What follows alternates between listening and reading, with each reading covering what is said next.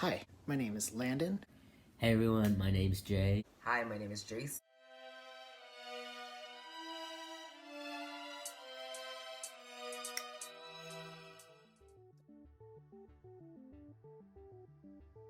Hi, my name is Landon. I turned 30 this year. I am from California. I go by he, him pronouns. I am Filipino American. I know some Tagalog. Hey everyone, my name's Jay. I'm 22 years old, based in New York City. I'm on the transmasc spectrum, gender non-conforming. My pronouns are he, him, his, and I am Korean. Hi, my name is Jace. I'm 25. I live in the Bay Area, California. I identify as a trans male. My pronouns are he, him, his. I am Chinese and I speak English, but my culture, my family speaks Cantonese. As a Filipino, we are majority Catholic. Pretty much all of those standard Catholic beliefs of man, woman, married.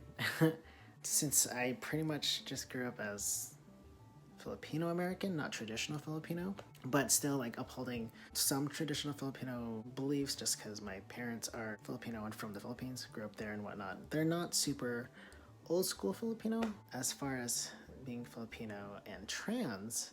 It's not really known, I guess, especially with the old school Filipinos. Like, that's not really a thing to them. All they really know is gay as far as expectations of growing up Filipino. It's man and woman, get married, have kids, etc. So that's sort of the expectation of a Filipino parent's child is they grow up, they're Catholic, so they believe in God, they go to church, they meet their person who is the opposite gender of them. They get married in a Catholic church. I went through all of that because I'm Filipino and I grew up Catholic. I'm living in sin, but expectations as a Filipino growing up, it was basically since I was born female that I would marry a man, have children, and live happily ever after. I had a very strict and traditional Confucian upbringing, which I think many Koreans can relate to. And I'd say Korean culture in general is rife with patriarchal standards and practices, not unique to Korea, but a symptom of larger colonial understandings of gender. But much of my experience growing up was gendered in what I've come to understand in both positive and negative ways. Korean culture is definitely ingrained in me the importance of family and of filial piety in ways that run really deep and have interacted a lot with the ways I've transitioned. I think another concept that I was taught growing up was this notion of meritocracy, and with that a great sense of pride that I also think Koreans and many other East Asians can identify themselves with. And this has shaped my public identity for sure, not just in the ways in which I've explored and performed my identity as a trans person in public or articulated those things, but in subtler and smaller ways too. Another thing I was caught up on for many years and still hold a lot onto now is my identity as a daughter specifically within a Korean family. I was driven by wanting to become my parents' image of me, if not continue to maintain that image, to make them proud, to really fulfill the duties of an only daughter in this Korean family, to make their sacrifices worth it. And I thought that if I could just become or be their daughter, I could make that happen. So for the longest time, I did transition, and that was caught up in a lot of other things, but for me, that was one of the strongest feelings. So I'm Chinese American, and if I remember this right, I am second generation. Both my mom and my dad's parents were born in China, and my parents were born here. I was born here, so I think that makes me second generation, if I recall correctly. My parents weren't super Chinese. Like, on my dad's side, all of my cousins had to go to Chinese school, and my parents didn't send me or my siblings to Chinese school. We never really spoke the language. We knew a few words, but we couldn't speak it with our relatives.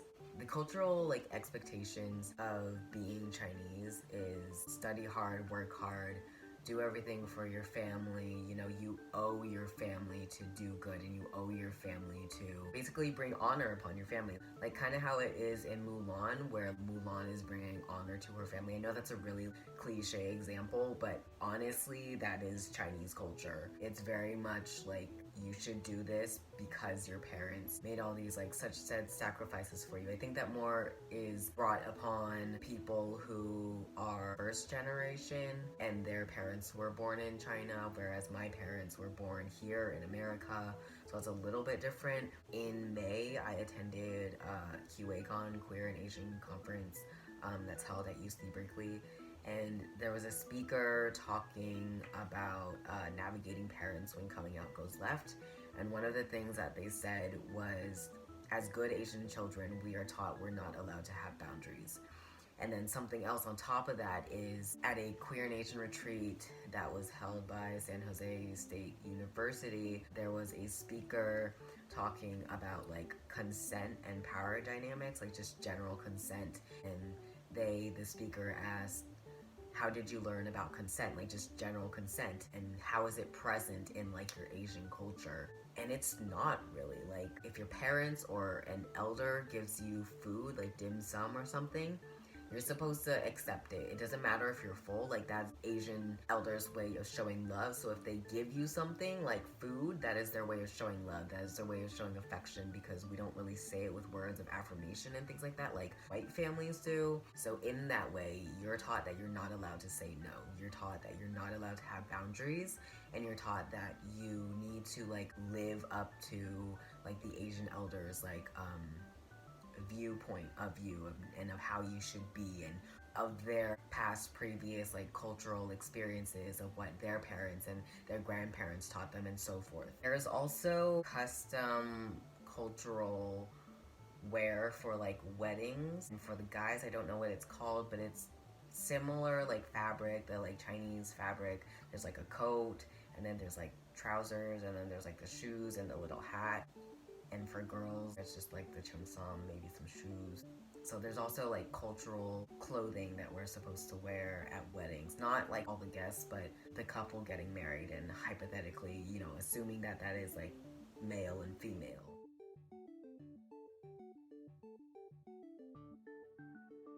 Yes, because simply the fact that I didn't know that it was a possibility that being transgender, or I could change, go through that process to be who I felt like I was. So growing up, I knew that the concept of being gay, and I didn't really know the term until later on. I knew how I felt. Like I knew that I was a tomboy, that I liked all the boy things, and I didn't particularly like the girl things. I noticed girls, but I also noticed boys. As I got older, I realized that maybe I was looking at guys in the sense that I wanted to be them rather than I wanted to be with them. So because of that, I did identify first as gay, fully knowing that this is not accepted in Filipino culture and in my family. Luckily for me, my parents are Filipino American. They're a little bit more accepting, I feel like. After having come out as trans, it's been a different experience, because being transgender wasn't really something that my parents could understand what being gay was. It was really difficult for me to understand that these two identities, as queer and trans and as a Korean American, could coexist. And maybe that's for lack of language to describe self, or historical and social context, or representation, or community, or combination of the above. But for me also, I wasn't really accepted by the Korean community at my school and otherwise when I transitioned. For a lot of them, I think it was religiously motivated. A lot of hate the sin, love the sinner rhetoric that sort of accompanied a slow distancing from. And I'd already dealt with alienation from the church, dually from my queerness, and from a real grappling with the ethics and ideology of the church as an institution and as a practice. And so at the time, I just left it and my Koreanness in some sense where it was, and found different models of community. In some sense, it forced me to look elsewhere, when I think I've always sort of had that nationalistic tendency that Koreans have. I think largely for me, it was always a form of validation as a member of the Korean diaspora that felt less than and always wanted to prove myself. But things changed for me when I realized I didn't need that validation, and when I understood that community has to be more than identity. But even now, I recognize the ways in which my sense of community and intimacy are still very much drawn around whether you know I'm trans or not. And a lot of these divisions do fall down ethnic lines, as most of the Koreans I know that didn't know me before don't know I'm trans. And a lot of the folks that did know me before are sort of not really in my life anymore. But I think my interactions with Koreans that are in the community organizing and advocacy spaces and the AAPI community and communities of color in general have started to help me repair my relationship in those contexts. I do think that being Chinese or being Asian has affected my gender identity and transition, because on social media I saw a lot of like white trans people, and I would ask them all these questions, and I would ask, how did you experience this, and how did you experience that, and what was this change like for you, and how has tea affected your body like this and that. And being a trans guy who's been on T for 2 years and 9 months, being Asian, period, like whether you're cis or trans, Asian guys don't have a lot of body hair, and Asian guys have, more feminine features stereotypically. And I was looking for this like cookie cutter mold of like what a lot of white trans men look like, and it wasn't fair to me to kind of like put myself into that image, because we're not like represented and we're not really shown in media, like we're not really shown to the public eye. There's not a whole lot of representation of trans Asian folks, and if there are, it's usually like muscular and masculine. And it's like, if you look at like white pop stars, and then if you look at like Asian pop stars, like K-pop or something, Asian pop stars are like very thin, feminine, dressed like femininely. And if you look at like white pop stars, they're, more toned and like muscular or whatever, because those are like Western standards and these are like Asian standards. I think it was really just that I needed to separate like white trans people and like Asian trans people, and like realize that like I'm not going to get every change that a white trans man shows. And then also like post-op surgery, there's a lot of healing stages that white trans men or white non-binary people who get top surgery, like they heal better, they heal faster, their scars disappear quicker. Whereas like trans or non-binary Asian folks, their healing process is different. Like it looks different. It's not the same. And I think it's important that Asian, trans, and non-binary folks really look at that and be like, okay, my results will not look like this white person's results because of their ethnicity and because of their like DNA background, and they have more body hair, and like Asians, cis or trans, like don't.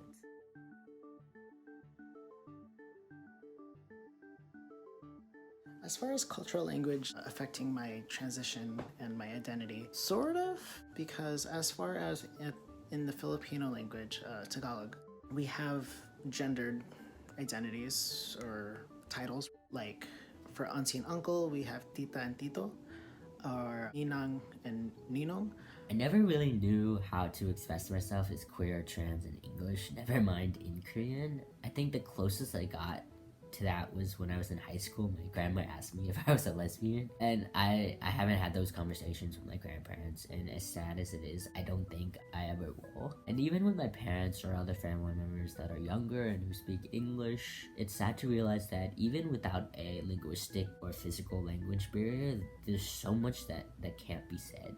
But I think I'm used to that, having most things be implicit. I think that's the defining characteristic of a lot of my family relationships. I don't really know much Chinese. Like, I don't know that much Cantonese. My mom speaks Cantonese, and my dad speaks a dialect called Toisan. I feel like with any culture, even just like in English, there's aunt, which is female, uncle, which is male, and it's like, your mom or your dad's like sister or brother. In Cantonese, for like sister or like little sister, it's jeje, and then for brother, it's gogo, and for your dad's mom, it's mama, and then for your dad's dad, it's yeye, and then for your mom's mom, it's papa, and for your mom's dad, it's gong gong. And then there's like all these extended like older aunt, younger aunt, older uncle, younger uncle. There's all these like different terms and like titles that are used. I only have like one uncle that I call Chinese names on each side. And my mom's side, it's Cao Fu.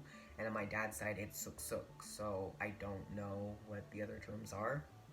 I don't think there are queer descriptive vocabulary terms. Maybe being gay or being trans, most definitely not. I know that when I came out in 2016, when both my grandmothers were still living at the time, I asked my mom how I would come out to my grandmas, because my grandmas were the only ones still living at the time. My mom said it would be better off if I didn't tell either of my grandmothers because they wouldn't understand. Like, it made me feel a certain way. It definitely had an impact on me, just like the language barrier and not being able to tell my grandparents and having them be able to understand. No. Simply put, there's just not a lot of trans people. It wouldn't be really known as far as like the character unless it was blatantly spoken of or described, not necessarily that it needs to be, but one wouldn't really know unless it was like part of the story or part of a character storyline. But as far as being blatantly represented in media, no. I can think of one person that identified as non-binary and they were Asian, but that's one. So no, I don't feel like we're represented. Personally, I've moved beyond representation. I think it's important and sure as hell would have impacted my identity formation as a young queer and trans person when the only Asian trans person or trans person of color I knew was retired punchbag on YouTube. But right now, I think I value community and relationship building on a micro level much more.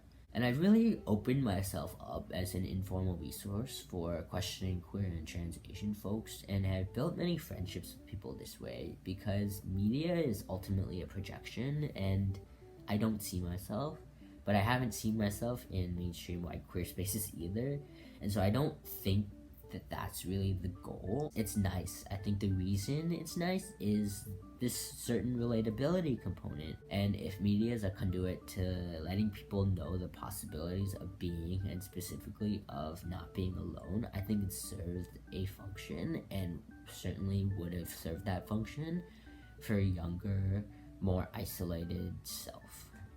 So I'm thinking specifically about me at 14, 15 years old.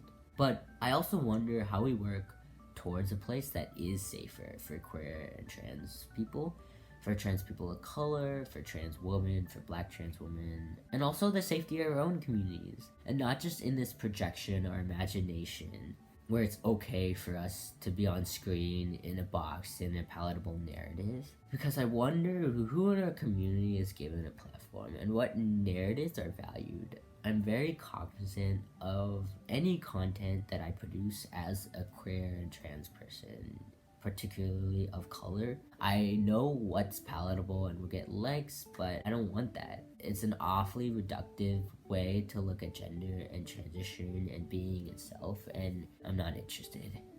I do not feel seen or represented as an Asian trans person in the media. I only know of like 3 half Asian trans figures in the media, mostly on social media. There's Chellaman, he's half Asian, not 100% sure his Asian ethnic identity, and half Jewish. He's also deaf, and he plays a character on DC Titans.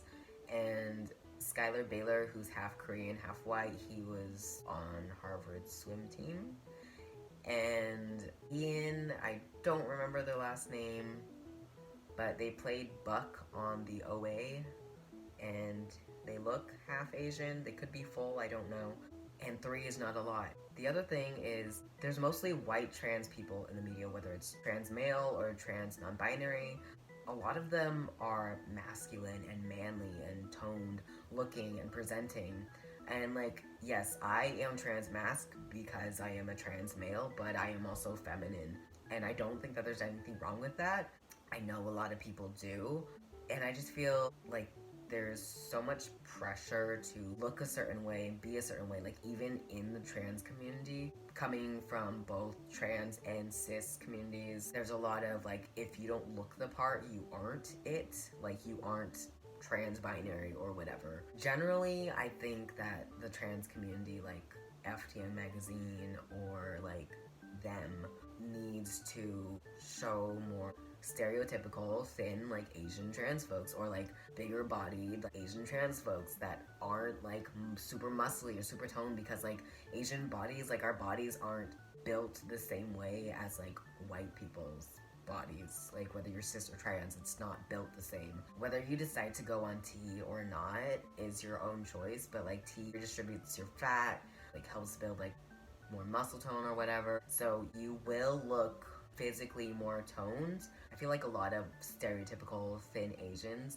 feel like they have to work out and they have to look this certain way to play the part, which is that of a white trans masculine male or non-binary person.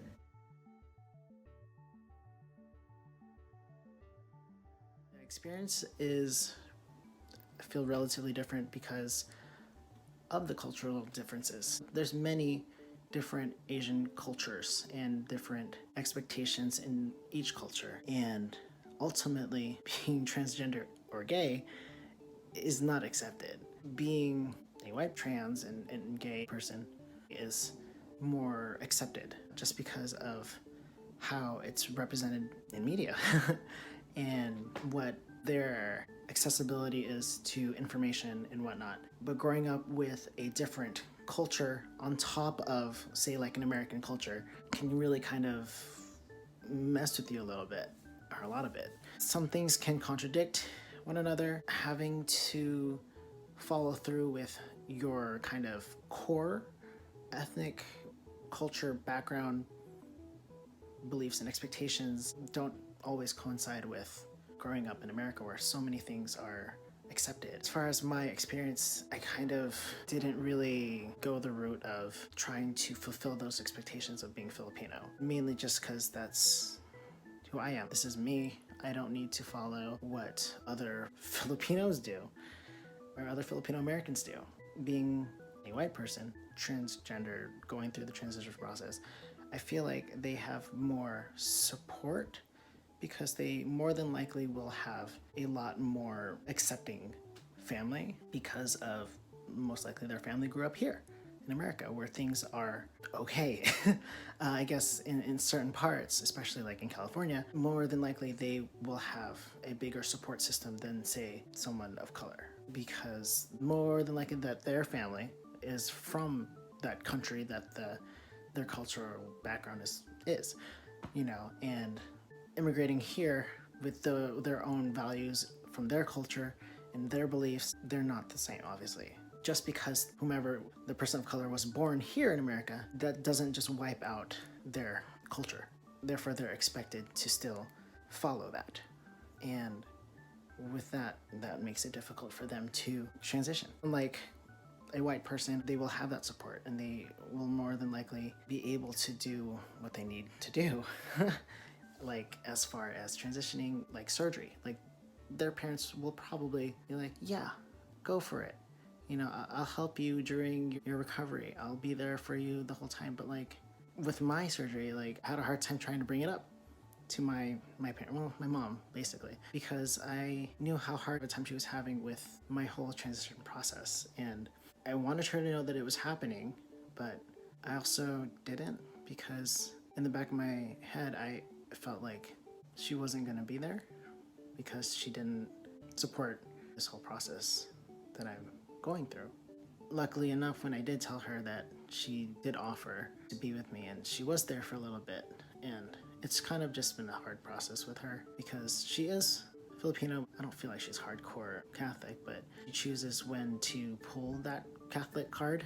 As far as the cultural differences in both, it kind of really just depends on how each side is raised. As far as being Asian, they have very strict guidelines to follow within the respective culture. I think the biggest concept I struggle with to this day within mainstream queer narrative is this idea of chosen family. It's something that I could never really fully get behind. I think there has to be a way to both recognize the faults within my family and the harm that has been done, but also realize the intricate ways in which they are such an integral part of me. And I think I feel the same way about Korean culture at large. And that's not even to say that I'm tied to them by any sort of obligation or the ways in which I might be a caretaker in my family, but I love them a lot. I love my family and my culture a lot. And I'd like to believe my family love me too, and that I have space within Korean, like, society. And so I think the question I ask myself a lot is how and what do we make of such an imperfect love? With my ethnic identity in particular, I think it's natural that there's an additional layer of analysis and processing and integration that needs to happen. And I think about a line from Alok Vaid-Menon's Femme in Public. Today, I realized how similar diaspora and dysphoria look on a page. And they go on to say how diaspora is its own form of dysphoria. And I think that encapsulates a lot of the feelings that I have. Also, in some ways, I think Asian trans folks can prop up the same narratives if we're always trying to be like white trans folks. And I think that's a symptom in larger Asian communities, not just within the trans community, in our proximity to whiteness, right? Trying to live and fill these same narratives, or even carve that space for ourselves. And I'm not interested in that either. Also, gender is so fucking exhausting, and I want it to be done. I think a lot of reasons, just general stereotypical like DNA body structures. White people, whether you're cis or trans, typically are taller, have more facial hair, body hair, bigger body structures. Asians stereotypically have smaller body structures, are thin, shorter, less facial hair, less body hair. Another thing is language barriers, so like the lack of language within Asian communities. Another thing is Asians have a certain way that you are supposed to live. Queer Asian folks who understand their culture or like are aware of their transgenerational trauma in their families know that it's not that simple. I've only heard like white people say that your parents and your family will like come around to like accepting you, but I think that for a lot of white families and like a lot of the white trans people that I know and like know of, like they have good relationships with their parents and their parents accept them, their parents, you know, use their name and their pronouns and things like that. But a lot of Asian queer folks in general have to silence themselves. The ideas of mental health doesn't exist, so that also erases like queer people because, you know, your mental health sucks because you're queer and you're in the closet and you can't tell your family because there's like language barrier and there's a lack of, you know, your parents being able to understand and really like recognize that. And you're taught that you have to have this respect for the older generation. You're taught like these different power dynamics, and if you don't honor your family, you are dishonoring your family. Like you will be disowned in some sort of sense. Be more understanding that our processes are different because of our families and what's expected of us. Not to say that other people that aren't of color don't have expectations, but at least from my own perspective and what my own experience was, there are expectations of being a good Catholic Filipino girl. You could be white and have the expectation of being a good Catholic male, you know, and if you're not that, it's not okay. It's probably just within your family, but as far as being Asian, you're kind of letting your entire people down if you're not like the rest of them. That's kind of what it feels like. Because you're not like the rest of them, that it's not okay and you're condemned. You're looked at differently because you're different. You could have very severe consequences for being who you are. As far as cultural differences and transitioning, something that white folks don't take into consideration is the language barrier. Fortunately enough, I don't have that language barrier with my family, but I do know of people who do. And I've listened to podcasts of people's experiences in that, where they can't articulate exactly how they feel and what they're doing so that their parents or whomever can understand. I guess I had somewhat of experience like that because my parents only saw it as being gay, but being trans is not being gay. And separating gender and sexuality is not a concept for a majority of these cultures. Because of that, that is a huge struggle in being transgender and a person of color, especially Asian, because it's hard to explain to somebody who doesn't have the vocabulary for that. And they'll only connect to things that they do know. And that's where the miscommunication is. And that's how you can basically just lose somebody, because they won't understand and they can't understand because of that barrier. I want you to know that despite all its flaws and faults, my culture isn't backwards. One, you can look at a lot of indigenous and other practices across the world as examples of genderful understandings of gender outside the binary. Second, the most supportive person of my transition so far has been my conservative, Christian, 70-year-old Korean grandfather. He gave me my new Korean name. He offered it to me in the tradition of lineage, which I think was such a powerful moment for me. But I think I am so incredibly protective, even in the instances where I've been hurt. I'm so incredibly protective of my family and of my Korean identity, because it is so often used as a scapegoat for sort of like these fucked up ideas of gender and of like being really repressive. And I don't think that's the narrative. Also, I didn't hate my body. I loved my body, and I love it now, and I'm constantly growing with and in it. I wish that cis and white folks would make a lot more space for Asian trans folks, because we have stories to share too, and we have our own narratives, and it's important that other young Asian trans folks are able to hear these stories so they feel less alone. I wish that you would hear us out before making assumptions. Yes, there are a lot of things that seem like abusive and toxic to white people. I'm not saying that it's, not wrong or not toxic, but, understand that this is where we're coming from, and these are the experiences that Asian trans people have to deal with, just like any other person of color in general or who's trans. They also have their own stories connected to their cultural backgrounds and their ethnic, religious backgrounds, etc.